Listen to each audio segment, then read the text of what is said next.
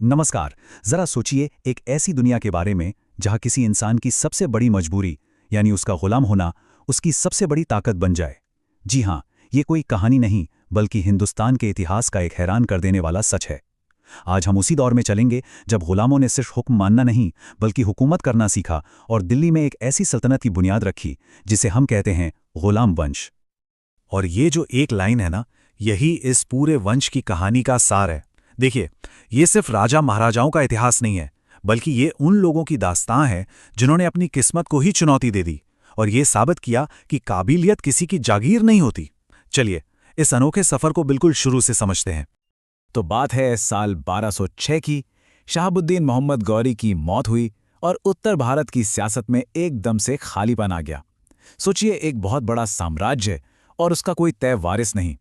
अब इस खालीपन को भरने के लिए सबसे काबिल लोग कोई शहजादे नहीं थे, बल्कि गौरी के ही सबसे वफादार और काबिल गुलाम थे। अब देखिए, हमारे दिमाग में गुलाम शब्द सुनते ही क्या तस्वीर बनती है? जुल्म, बेबसी, है ना? लेकिन उस दौर में ममलूक का मतलब कुछ और ही था। ये वो खास सैनिक थे जिन्हें खरीदा जाता था, ट्रेनिंग दी जाती थी। मतलब ये एक तरह का इन्वेस्टमेंट थे। अगर उनमें काबिलियत है तो वो सिपह सालार से लेकर सूबेदार और यहां तक कि सुल्तान भी बन सकते थे। ये एक ऐसा सिस्टम था जहां वफादारी और हुनर किसी भी जंजीर को तोड़ सकते थे। और इसी सिस्टम का सबसे बड़ा सितारा था कुतुबुद्दीन ऐबक, गौरी का वो गुलाम जिसकी बहादुरी और वफादारी ने उसे दिल्ली का पहला सुल्तान बनाया। और उसी ने उस सल्तनत की पहली ईंट रखी जिसे आज हम दिल्ली सल्तनत के नाम से जानते हैं। ऐबक ने आते ही दिल्ली को एक नई पहचान देनी शुरू कर दी। कुतुब मीनार जैसी शानदार इमारत की नींव रखी। अपनी दरिया दिली की वजह से लाख बख्श कहलाया। मतलब सब कुछ सही चल रहा था। ऐसा लगा कि एक मजबूत सल्तनत की शुरुआत हो चुकी है। पर किस्मत को शायद कुछ और ही मंजूर था। सिर्फ 4 साल बाद पोलो खेलते हुए घोड़े से गिरकर ऐबक की अचानक मौत हो गई और ये नई नवेली सल्तनत फिर से एक चौराहे पर आकर खड़ी हो गई। तो अब ऐबक की इस अधूरी कहानी को पूरा करने और सल्तनत को बिखरने से बचाने के लिए एक और गुलाम आगे आया। एक ऐसा शख्स जिसने सिर्फ सल्तनत को बचाया ही नहीं बल्कि उसे सही मायनों में एक साम्राज्य की शक्ल दी। नाम था शमसुद्दीन इल्तुतमिश। अगर ऐबक इस सल्तनत के फाउंडर थे तो इल्तुतमिश को इसका असली आर्किटेक्ट कहना गलत नहीं होगा। बिखरी हुई जमीनों को जोड़कर एक मजबूत और ऑर्गेनाइज्ड हुकूमत बनाने का काम इल्तुतमिश ने ही किया। दोनों के रोल में एक बहुत बड़ा फर्क था। ऐबक ने एक शानदार शुरुआत तो की, लेकिन इल्तुतमिश ने उस शुरुआत को एक पक्की स्थायी शक्ल दी। उन्होंने राजधानी लाहौर से दिल्ली शिफ्ट की। ये सिर्फ शहर बदलना नहीं था, ये एक ऐलान था कि अब सत्ता का सेंटर हिंदुस्तान का दिल यानी दिल्ली होगा। उन्होंने ऐबक के शुरू किए कामों को पूरा किया और एक व्यवस्थित एडमिनिस्ट्रेटिव सिस्टम तैयार किया। इल्तुतमिश का काम सिर्फ इमारतें बनवाना नहीं था, वो एक पूरा सिस्टम बना रहे थे। उन्होंने कुतुब मीनार को पूरा करवाकर दिल्ली को एक पहचान दी। अपने 40 सबसे वफादार गुलाम सरदारों का एक दल बनाया, चहलगानी, जो सल्तनत की रीढ़ की हड्डी बने। और सबसे बड़ी बात, उन्होंने सल्तनत की अपनी करेंसी, चांदी का टका और तांबे का जीतल जारी किया। ये सिक्के सिर्फ पैसे नहीं थे, ये सल्तनत की आज़ादी और उसकी आर्थिक ताकत का सिंबल थे। इल्तुतमिश वाकई एक दूर की सोचने वाले शासक थे और उनका सबसे हिम्मत वाला और शायद उस सदी का सबसे क्रांतिकारी फैसला अपने वारिस को लेकर था।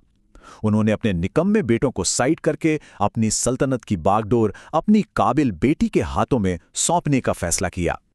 रज़िया सुल्तान, दिल्ली के तख्त पर बैठने वाली पहली और आखिरी मुस्लिम शासक। ये गुलाम वंश की सोच का पीक था कि एक गुलाम की बेटी अब सुल्तान बनने जा रही थी। लेकिन यही बात उस दौर के समाज और सियासत के लिए सबसे बड़ी चुनौती भी थी। रज़िया में एक बेहतरीन सुल्तान के सारे गुण थे। वो निडर थीं, इंसाफ पसंद थीं और जंग के मैदान में खुद सेना को लीड करती थीं।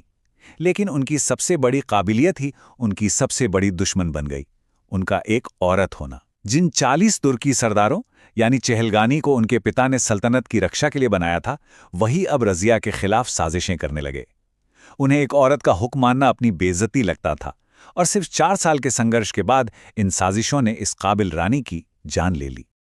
रज़िया की मौत के साथ ही सल्तनत में जैसे एक अंधेरा छा गया। अराजकता का एक लंबा दौर शुरू हो गया। अब सुल्तान तो बस नाम के थे। असली ताकत उन्हीं तुर्की सरदारों के हाथ में थी जो पर्दे के पीछे से अपनी कठपुतलियों को नचा रहे थे। इस बिखराव को रोकने के लिए अब सल्तनत को एक ऐसे शासक की जरूरत थी जो नरमी से नहीं बल्कि लोहे के हाथ से हुकूमत कर सके। और वो शासक था गियासुद्दीन बलबन, खुद इल्तुतमिश के चहलगानी का हिस्सा रहा एक गुलाम जो अपनी क्रूरता और चालाकी के दम पर सत्ता के शिखर तक पहुंचा। बलबन को पता था कि सल्तनत को बचाने का अब एक ही रास्ता है, डर और अनुशासन। बलबन ने सुल्तान के पद को एक दैवीय दर्जा दे दिया। उसने ऐलान किया कि सुल्तान जिल-ए-इलाही है, यानी जमीन पर खुदा की परछाई, और उसे चुनौती देने का मतलब है खुदा को चुनौती देना।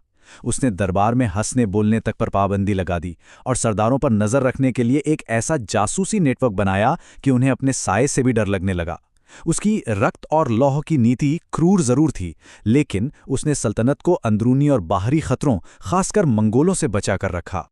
लेकिन देखिए, जो स्थिरता किसी एक इंसान के डर पर टिकी होना, वो उसी के साथ खत्म हो जाती है।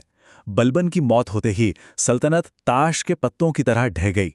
उसका पोता इतना कमजोर निकला कि वो इस भारी भरकम विरासत को संभाल ही नहीं पाया, और सिर्फ 3 साल के अंदर 1290 में एक नए ताकतवर गुट खिलजियों ने तख्ता पलट कर दिया और गुलाम वंश का सूरज हमेशा के लिए डूब गया। तो क्या 84 सालों का ये सफर बस सत्ता के उतार चढ़ाव की एक कहानी थी? नहीं, बिल्कुल नहीं।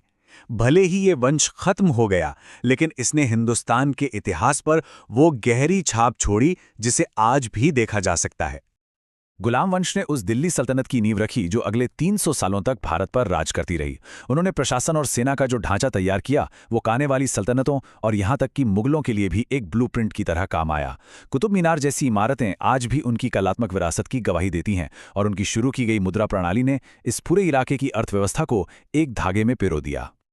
एक गुलाम के तौर पर अपनी जिंदगी शुरू करना और फिर सुल्तान के तख्त तक पहुंचना, ये कहानी हमें एक बहुत बड़ा सवाल पूछने पर मजबूर करती है।